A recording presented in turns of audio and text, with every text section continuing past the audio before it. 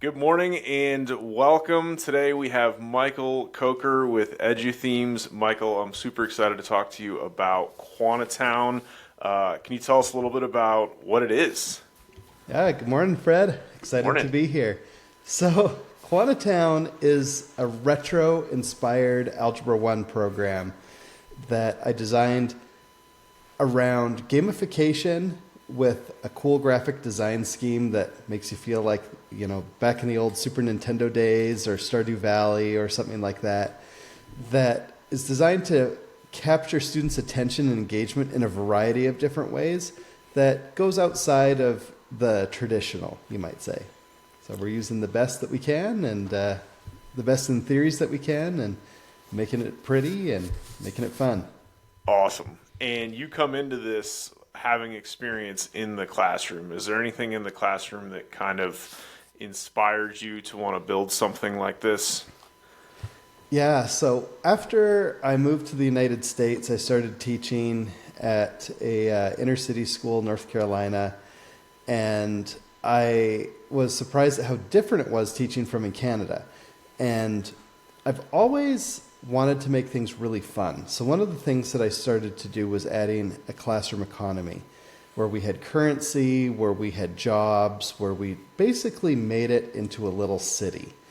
And that was the beginning of the idea behind Quantitown, where the whole class would work together towards something greater. And it ended up being a lot of fun. The problem was I didn't have enough prep time in a day to keep it rolling every time because it would take a lot of prep time to get the quizzes going so that they could earn the points for the other parts of the economy. And so every weekend I would get stuff made for maybe Monday or Tuesday, but then it would kind of fall off. And so I always had it in the back of my mind, I have the opportunity to make a math class. I want to make one that ties into this theme of all working together with money, with the economy, with basically just making it fun. I love that. I know when I was a teacher, I loved the classroom. I loved being around the kids. But one of the hardest things about being a teacher is that the time, you're teaching 7, 8 hours of class a day. You're spending 2, 3 hours before planning and preparing, 2, 3 hours on the back end grading. And then you're trying to have a life outside of that. And there's just no balance, and especially certain subjects that require a lot of manual grading. And you also, you want to be engaging. So you want to have that creative content.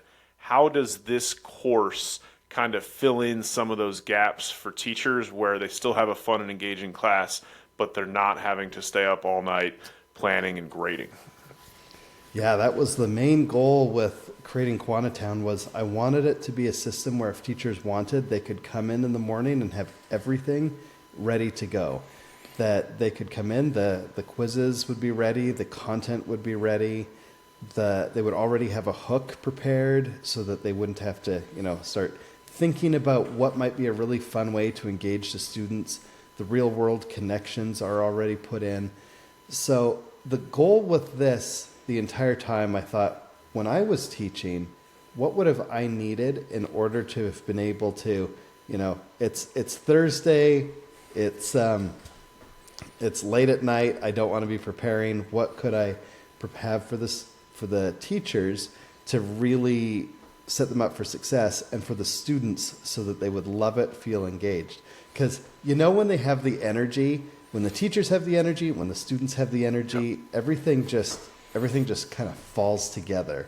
And that was the main idea with all of it, to just have everything ready so that anything related to burnout from prepping, from time, and hopefully also through behavior, through the behavior that comes through boredom would just fall into place, already being taken care of.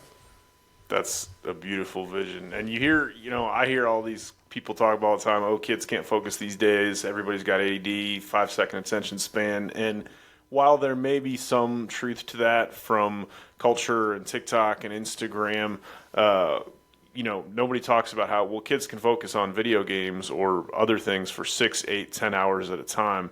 And what would it look like to have a class full of students who are just fully engaged and locked into something, and time is just passing, and everybody is in it, rather than you having to force kids to wake up and get focused and kind of eliminating that stress for a teacher. I think that's a beautiful picture of what school could look like.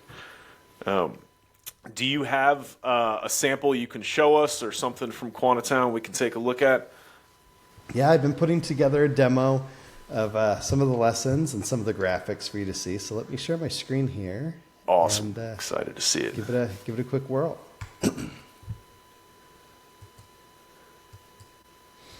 All right.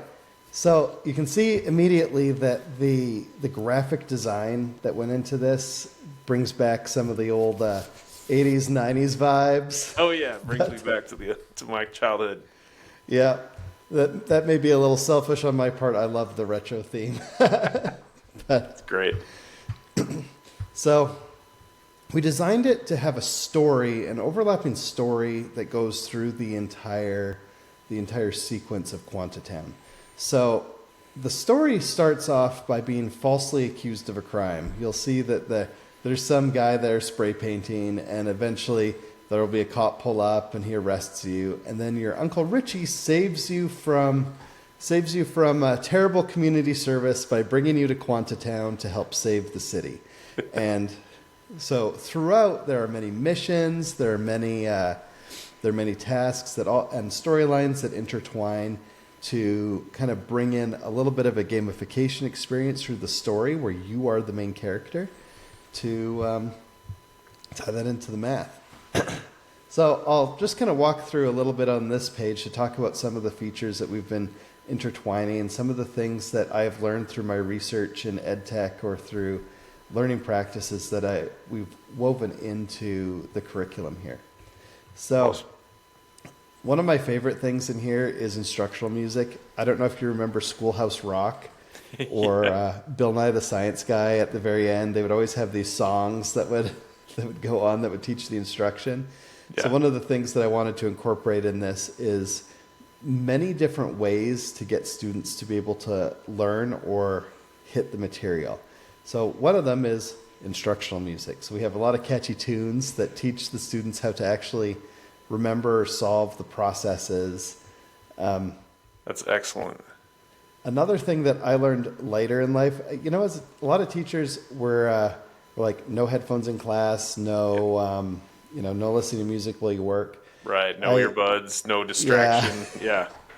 But I learned later in my teaching that there were lots of students that would actually focus a lot better, and some students would actually focus worse while listening to music. Yep. But there's been emerging science come on about different ways to help the brain focus. So there's companies like Brain FM and a few others that use various scientific principles to help lock into focus. Yep. So I thought, well, what if I worked with some artists and we created some focus-friendly beats to put in that would be, pardon me, that would be friendly for the student to learn with. So if they have their earbuds in and they're doing their math, they can focus. I love it. My son's 5, and he loves the Brain FM. We listen to it when he's working on puzzles and things. He asks for it now. I use that stuff all the time. Helps me lock in, So I'll pop open a module here and Awesome. walk through one of the lessons so you can kind of see the overall layout that comes together. This Cool. might be a little large because I have a very large monitor. I love the design. Yeah, kind of designed for a Chromebook size screen, not a giant 30-inch monitor. So one of the things that I was always required to have on the lesson plans was vocabulary. And so I went through my old required lesson plans and made sure that everything that we were required to have in a lesson plan was also included in the content. So, for example, vocabulary is present at the beginning for the top words that students are going to need to know. We have the lesson objectives and standards that are required. We keep those tucked away because those are mostly for the teacher or the school administrator to want to see. I love that drop down, that click down menu. That's great. Keeps it clean, keeps the attention where the students need it to be, but the content that the teachers need is still there. This is one of the examples of one of the stories. This isn't one of the larger story elements, but the stories all are spoken so they can listen to it. Great. We've got every section starts with a hook to get the students engaged. We also include with the hook an image that goes with it, and almost all of the hooks are directly related to something the students might find really interesting or gross or novel or scary or Grabs their attention. Something to grab their attention and tie it right in with the topic. Then we have the traditional kind of like textbook content that students could reference if they were going through as a flipped classroom. Cool. We put a scaffolding section in. We call this Master Essential Skills.